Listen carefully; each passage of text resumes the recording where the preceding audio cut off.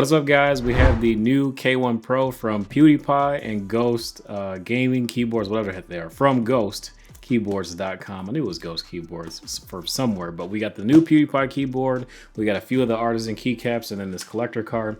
But yeah, let's go ahead and get right into the unboxing here.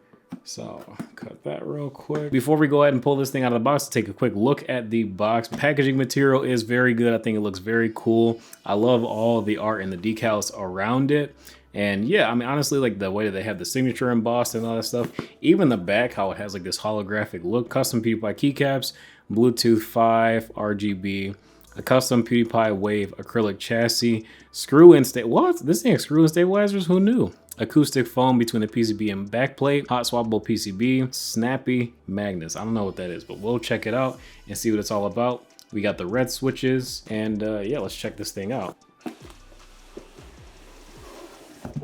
All right, solid box. So we have like this little quick start guide from Ghost and Pew. There's no signature on this one. That's kind of lame. Quick start guide, and then we have the keyboard itself. But before we dive into the keyboard, let's check out some of these accessories.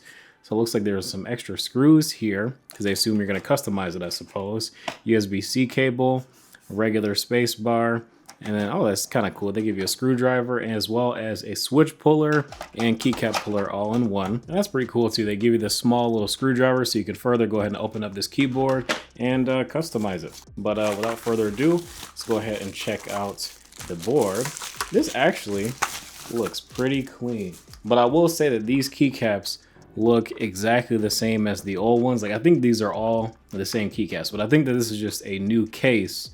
But otherwise, it looks like it used the old PewDiePie keycaps that was on the previous version. Like, it looks maybe slightly improved as far as the color. This acrylic case, I think, looks pretty good. You can see right through to the battery.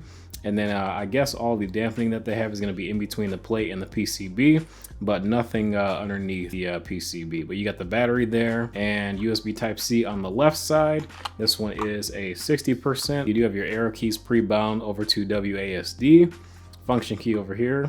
And yeah, I think that it looks pretty clean. Back, I think, looks pretty cool. Nice rubberized feet. Nice consistent wave pattern across everything. And the keycaps, I think, look pretty cool. But yeah, so that is the new PewDiePie keyboard. And then we have a few artisans to unbox. So let's go ahead and rip this thing off. Oh, you know what? I didn't even have to rip it. I could have just slid it out.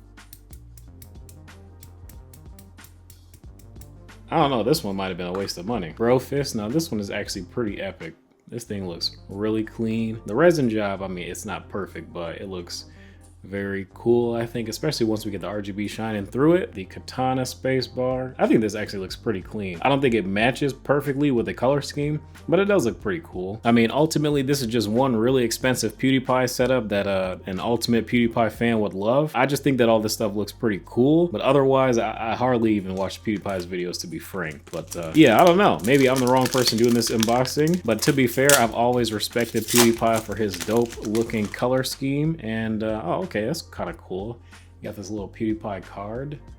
If you guys are interested in that. The Epic Gamer Blast, it does 60 damage. It's like a little Yu-Gi-Oh card or something. Oh no, actually this is like a Pokemon card. It has a little logo just like a Pokemon card. Isn't that kind of cool? But as far as the unboxing experience and then taking a first look at the keyboard, I mean, this thing actually looks pretty epic. Like, I want to see this thing with the lights on. The RGB is not really that bright, at least when you first turn it on, but let's see if it gets brighter.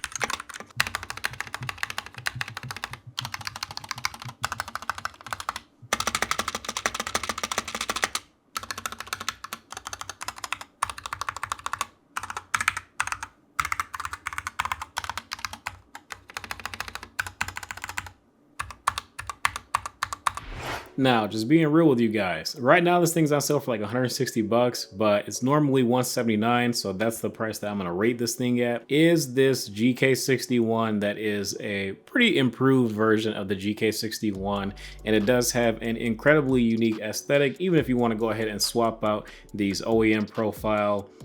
These aren't even like dye up keycaps. These are like some type of like plasti dip type thing keycaps. I don't know what it's called, but it's hydro dip. That's what it is. These keycaps kind of suck. I love the way that they look as far as the design, but is this thing worth it? Well, it does come with screw-in stabilizers, so you can modify these to make them better and probably just apply more lube. From the factory, I mean, the stabilizers don't sound that great, and I'm glad they give you all the tools that you need to like get inside of the keyboard and take it apart and all that stuff to modify it. So I'm glad they give you all that stuff because you are 100% definitely gonna need it. And for $189, even though we can see that the base of this keyboard is very cheaply made, but they have made some solid upgrades to warrant some of that price tag, because this, I think, is pretty decent if you're a huge PewDiePie fan and you want something that reps his colors and the unique aesthetic and all that stuff. Then I can definitely see how this is going to be worth picking up. Otherwise, if you're not really into the whole PewDiePie thing, I don't even know why you're watching this video,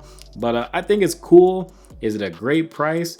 Not necessarily a great price, but it's a little more than fair, especially when it's on sale for like 160 bucks. This thing is not bad. The acrylic case is very cool, and having like the Bluetooth functionality, the RGB lighting and all that stuff, and having the underglow. I'm not sure if you can switch this underglow from red to anything else. It looks like it might be, no, you know, I think those are the RGBs on the top. But I mean, this thing does have a lot of LEDs at the bottom too, so the more I look at it, the more I kind of like it, and I appreciate the functionality at its specific price range. These do have Gateron red switches, and you know, Gateron reds are Gateron reds, but if you swap the switches and lube them up and all that stuff, it's gonna sound a ton better. But this thing is actually pretty lit with the artisans and whatnot that I put on. I think they look pretty cool, like this katana one. Obviously, if you have like this artisan, when you bottom out, you're gonna have like the keyboard smacking up against the aluminum plate, but I don't know, it's not really the end of the world. And the looks, I definitely think outweigh the minor inconvenience in terms of the sound. But you can always swap these keycaps and put something else on, maybe something more neutral like a white or black keycap set, or even a red keycap set. But if you're trying to do something that's red and black or all red, I definitely think that this could work out for you. And I do, again, love this unique aesthetic as far as the look, you know, repping the PewDiePie swirl and all that good stuff. But that's all I have for you guys. If you guys enjoyed, feel free to drop a like. Subscribe if you guys are new to the channel as well. Thank you guys for tuning in and watching. Enjoy a little bit of B-roll of this thing, and yeah, we'll see you in the next video. I do have one more quick unboxing for you guys because we bought the old version of this keyboard, and